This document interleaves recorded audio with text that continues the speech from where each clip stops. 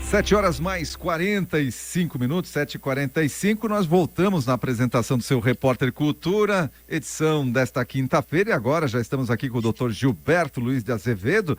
Dr. Gilberto Luiz de Azevedo está sozinho aqui nos últimos dias, né, nas últimas edições aí do Política com Pimenta, até que a gente consiga aí um substituto à altura aí para o nosso querido Osmar Bento Campreguer, a quem a gente cumprimenta e manda um abraço caloroso aí para o Osmar Bento Campreguer, que participou aí durante 2 anos aí do nosso quadro Política com Pimenta. Doutor Gilberto, bom dia, seja bem-vindo. Bom dia, Odair, bom dia à nossa audiência. Muito bem, até a gente convida aí, né, doutor Gilberto, se tiver alguém aí que é mais do centro-esquerda e quer participar aqui do Política com Pimenta, tá aberto o convite aí para vir aqui debater com o doutor Gilberto. Muito bem, vamos lá, doutor Gilberto. Com certeza. Sempre é bom a gente ter pontos de vistas diferentes, né, para que a gente possa passar aí para o ouvinte também outras visões de temas relativos à nossa política, à economia, enfim, temas diversos aqui que são trazidos no Política com Pimenta. Primeiramente, doutor Gilberto, nós queremos debater hoje, fazer comentários. Os comentários da política aqui estão mais a nível local, como a gente vinha conversando aqui nos bastidores, a política nos municípios está fervendo agora, porque está chegando a hora de os partidos, enfim, definirem as suas chapas majoritárias, sua lista de candidatos a vereador, enfim, mas e aí a política nacional e internacional ela acaba ficando um pouco de lado, mas como a gente já tem conversado bastante aqui no Repórter Cultura, passado muita informação local, agora no Política com Pimenta eu gostaria de debater um assunto internacional, que foi a eleição do Putin. Afinal, a eleição do Putin aconteceu lá na Rússia, 90%, ele ganhou com 90% dos votos. A campanha eleitoral começou com mais de 30 candidatos, finalizou com 4 oponentes, o Putin. Não ofereciam nenhum tipo de risco, né, à candidatura dele, à eleição dele. Tivemos oponentes que foram impedidos pela justiça, coisa que a gente, né, qualquer semelhança não é mera coincidência com alguns países aqui da América Latina, falando de Venezuela, estamos falando agora do próprio Brasil aqui, onde os oponentes do atual centro e centro-esquerda estão sendo calados, estão sendo retirados de ação, enfim, mas lá na Rússia aconteceu também, outros acabaram sumindo do mapa, enfim, algumas coisas estranhas que aconteceram por lá, mas o Putin, numa demonstração de que é um país democrático, de que o povo adora ele, foi eleito com 90% dos votos, com mais de 90% dos votos lá, doutor Gilberto. Pois é, na verdade a Rússia é uma autocracia, né? E eu busquei informações a respeito de como teria se dado a eleição, e a informação, digamos, mais confiável que se tem foi feito pelo grupo Golos, eu não sei se é essa exatamente a pronúncia, que significa voz em português. É um grupo que foi fundado já há bastante tempo na Rússia e que acompanha essas questões relacionadas com as eleições. E esse grupo, em alguns casos ele conseguiu acesso, outros casos ele não conseguiu acesso. Estava muito difícil o acesso às sessões eleitorais, mas há notícia de que houve determinadas situações de pressão nessas sessões eleitorais, com violação de urna por parte de autoridades, com verificação da folha de votação por parte também de representantes do governo, enfim. Muita coisa não conseguiu se comprovar ou verificar em função de estar num ambiente. A Rússia, apesar de gigantesca, está num regime bastante fechado. Há uma notícia de que teriam 1/3 milhão de fiscais. 1/3 milhão são 300 mil pessoas. Mas essas pessoas, segundo consta esse próprio Golos, esse grupo independente, essas pessoas foram nomeadas pelos candidatos, pelos partidos, pelas organizações sociais. Elas apareciam na fotografia e depois solicitavam que ela se retirasse. E muitas delas teriam sido intimadas a comparecer nos postos oficiais para se registrarem como militares e lutar na guerra. Quer dizer, então a fiscalização ela ficou um pouco reprimida, porque se o sujeito fosse lá fiscalizar e oferecesse alguma resistência, ele era convidado, intimado é a palavra que eles usaram, a se registrar e para ir lutar na guerra, que é indesejável de todo modo, e não há necessidade dessa briga por conquista, por espaço, por território, já que a Rússia é o maior país em extensão territorial do mundo. Os Estados Unidos, a Europa e muitos outros países colocaram, a Alemanha, inclusive o Reino Unido, afirmaram que a votação não foi livre e não foi justa, principalmente devido, como foi dito agora há pouco, à prisão dos políticos e à própria censura e, como nós vimos, até a morte de alguns candidatos, aliás, possíveis candidatos. Quer dizer, na verdade, se fez uma eleição para dar um brilho à conquista do poder naquele país. E dar um ar de legitimidade, né? Dar um ar de legitimidade, a palavra mais apropriada, inclusive. Na verdade, 87,29% foi o índice de votação, 90%. Praticamente isso é uma unanimidade, e uma unanimidade dessa é difícil acreditar que tenha ocorrido. Mas, enfim, muitos países não reconheceram a legitimidade dessa eleição em função desses pressupostos que não foram observados, a liberdade, a justiça e em função da opressão à oposição e aos políticos opositores, a censura, inclusive. Quer dizer, e também observei que o presidente Lula da Silva, conforme foi informado pelo seu assessor internacional, encaminhou uma carta parabenizando Putin pela sua eleição e em retribuição à carta que recebeu, a parabenização que recebeu do Putin por ocasião da sua eleição aqui no Brasil. Enfim, na verdade, é uma situação lamentável, porque há muitos anos não ocorre uma situação. Aliás, a Rússia é meio complicada nesse aspecto, com relação às eleições livres, e agora o Putin consegue ficar mais 6 anos no poder.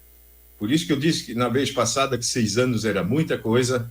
Eu acho que 4 anos, por exemplo, a manutenção do poder, uma possível reeleição talvez até seja possível, mas eu não vejo com bons olhos a reeleição em nenhum dos níveis. Mas, enfim, vejo que não houve uma liberdade popular para exercer o voto livre na Rússia.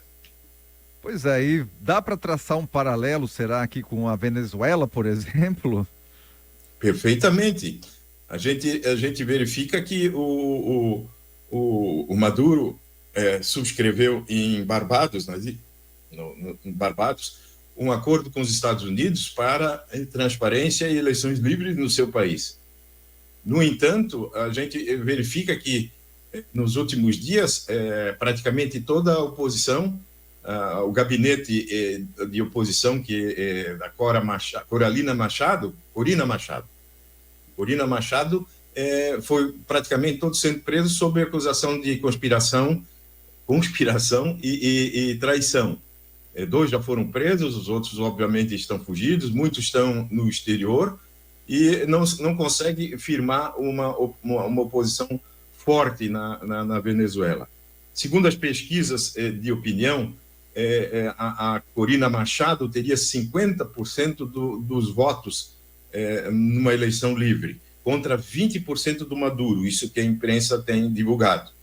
Mas a Corte Suprema, lá, como eles gostam desse nome Suprema, né,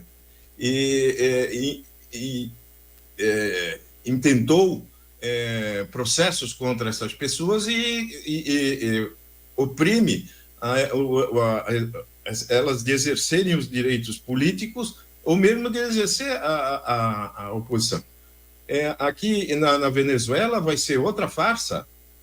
Vamos colocar essa palavra porque é verdadeira, porque só falta definir o percentual com que Maduro vai ser eleito, vamos dizer assim, porque é pacífico, nem tão pacífico assim, que ele vai ser reeleito. Agora, também vai com essas eleições se dar um ar de legitimidade à autoridade dele. No entanto, lá o povo é oprimido, a economia está em frangalhos, uma potência econômica que era a Venezuela está em frangalhos. A única coisa que recebeu e comprou também foi muito armamento da Rússia e tem grande quantidade de equipamento militar, tanques, aviões, enfim, se precaveu de um determinado lado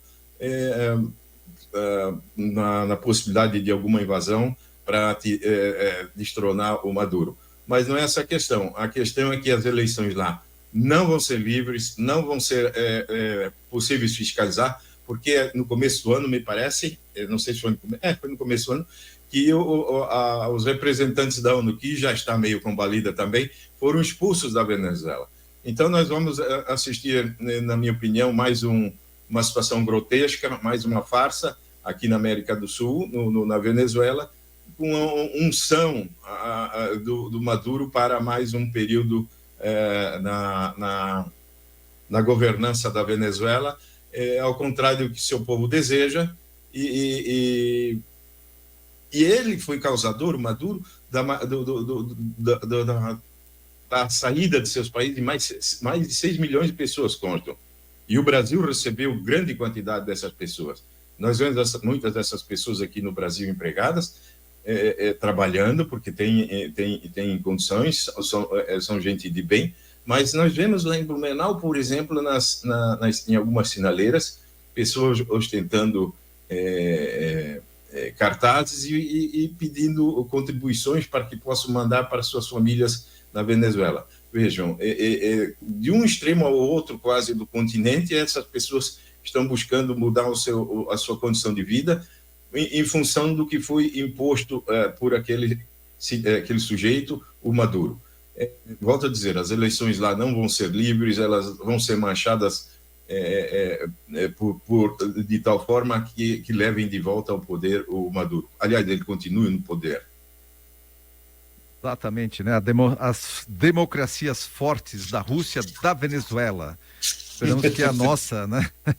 Esperamos que a nossa não vá para esse rol aí das democracias fortes, como a Rússia e a Venezuela também.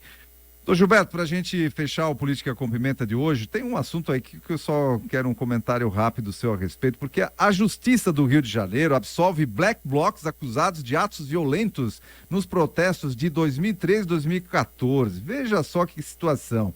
A decisão ocorreu em sessão nesta terça-feira, dia 19, por unanimidade, depois da apelação dos réus.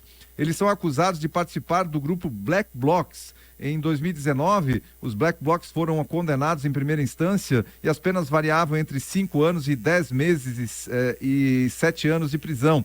Eles puderam recorrer em liberdade, veja só, estavam recorrendo em liberdade. Segundo o Ministério Público do Rio de Janeiro, os acusados tinham o objetivo, eles já tinham o objetivo de incendiar o prédio da Câmara Municipal da capital fluminense. Os Black Blocs participaram do movimento chamado Ocupa Câmara em agosto de 2013. Conforme denúncias, eles planejavam praticar crimes como posse de artefato explosivo, corrupção de menor, dano básico e qualificado, resistência e lesão corporal. Ou seja, eles participam de um grupo que é um grupo terrorista, vamos chamar assim, Black Blocs, saíram de casa com a intenção de fazer o que fizeram em parte, mas agora foram absolvidos. Qual é o paralelo que a gente consegue traçar aí com o 8 de janeiro? E teve um caso de lesão corporal seguida de morte também nessa situação. Numa das ordens de prisão que foi emitida pela Justiça do Rio de Janeiro, em determinada cidade lá, foi encontrada uma grande quantidade de explosivos nessa residência, e essa informação foi juntada aos autos do processo no Rio de Janeiro, e na ocasião os policiais não tinham mandado de busca e apreensão, e essa questão foi julgada ilegal, a junção dessa prova, em função da falta de ordem judicial para entrar na residência para fazer a busca, não a prisão.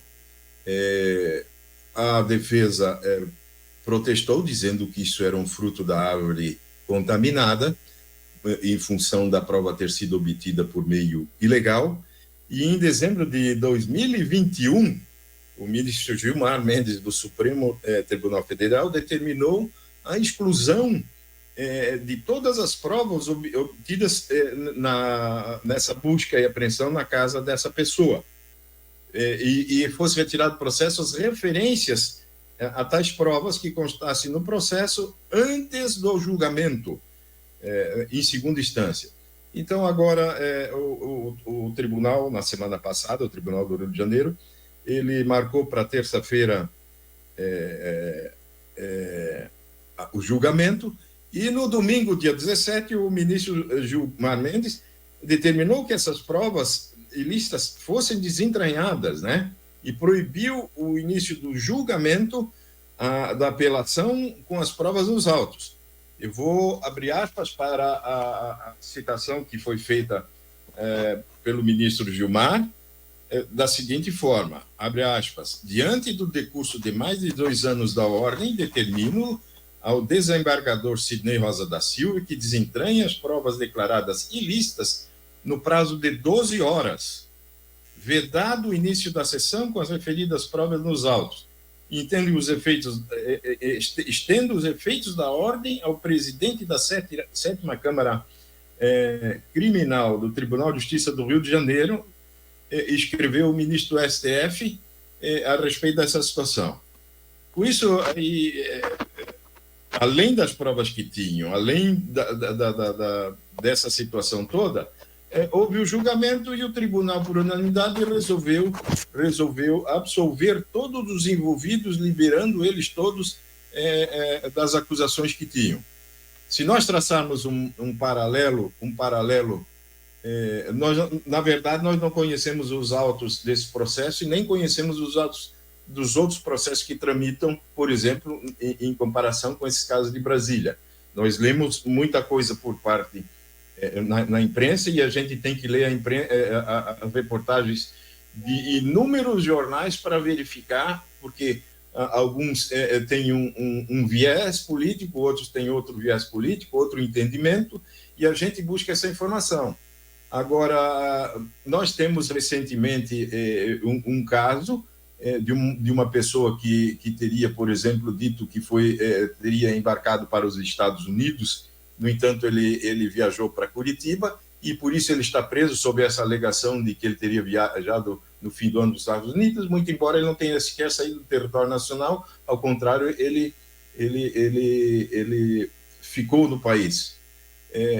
Essa informação que foi juntada aos autos é uma informação que não procede, por exemplo, e já foi juntado, inclusive, pela própria empresa aérea, as informações do embarque, desembarque e despacho. Quer dizer, na verdade, isso se a gente verificar, a gente analisar, é uma prova que não cabe, descabida, que deveria ser desentranhada dos autos, e da mesma forma como essas provas aqui foram juntadas, posto que foram angariadas de uma forma não convencional. Eu creio que a observação dessa questão com relação às provas, a individualização das penas, nesse caso do Rio de Janeiro, cada qual teve individualizada a sua conduta. Elas devem ser observadas, as garantias constitucionais que estão lá no artigo 5º da Constituição, elas devem ser observadas, seja para quem quer que seja. E eu acho que a igualdade e a equidade no trato desse tipo de situação deve ser observada. o Rio de Janeiro, no Rio de Janeiro, os desembargadores, eu não li, não tive acesso ao acordo, mas eles resolveram absorver todas dessas questões e colocando, já estavam depois em liberdade, porque esse processo começou em 2013, 2014, e extinguiu a pena a 22 deles. Uma dessas pessoas, a 23ª, faleceu no curso do processo. Na verdade, eu acho que a aplicação do direito ela deve ser firme. Nós temos que ter segurança jurídica. Agora há pouco você, Odair, estava falando da insegurança jurídica com relação à aplicação do dinheiro aqui no Brasil, a fuga dos capitais. O dinheiro é um bicho muito arisco, vamos dizer assim.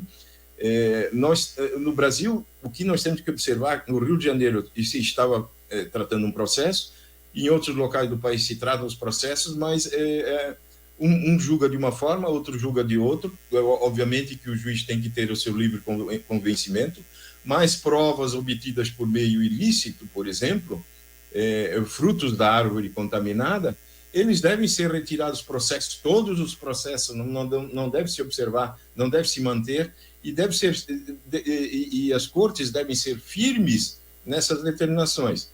Eu acho que nós temos que continuar lutando para que isso aconteça de uma forma serena e dentro da legislação, evidentemente, e não da forma como em 2013 esses jovens, à época, fizeram.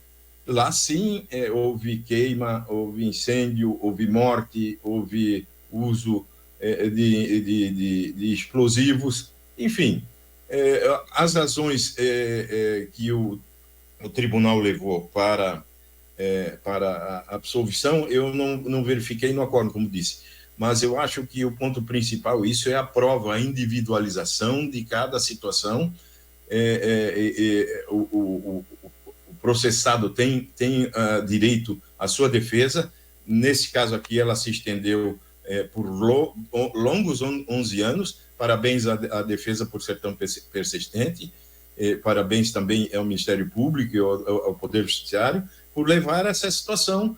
Se é justo ou não é justo, não sabemos, mas que o devido processo legal, nesse caso aqui, foi seguido, sim, dentro da condição do juízo natural que está previsto na nossa Constituição. Eu acho que se esse tipo de situação for observada em todos os níveis, nós teremos um grande progresso na nossa vida cotidiana. Muito bem, esse foi o nosso Política com Pimenta de hoje, 2 temas aí importantes, né? A questão da eleição na Rússia, a aproximação das eleições aí na Venezuela também, com paralelos podendo ser traçados, essa situação aqui do Rio de Janeiro, o devido processo legal sendo cumprido, o que não acontece em outros casos. E a gente fica por aqui com Política com Pimenta, agradecendo aí o doutor Gilberto, que volta na terça-feira. Um abraço, um bom final de semana, doutor. Ok, gente. Um bom fim de semana a nós todos. Foi um prazer, Odair. Até terça-feira, então.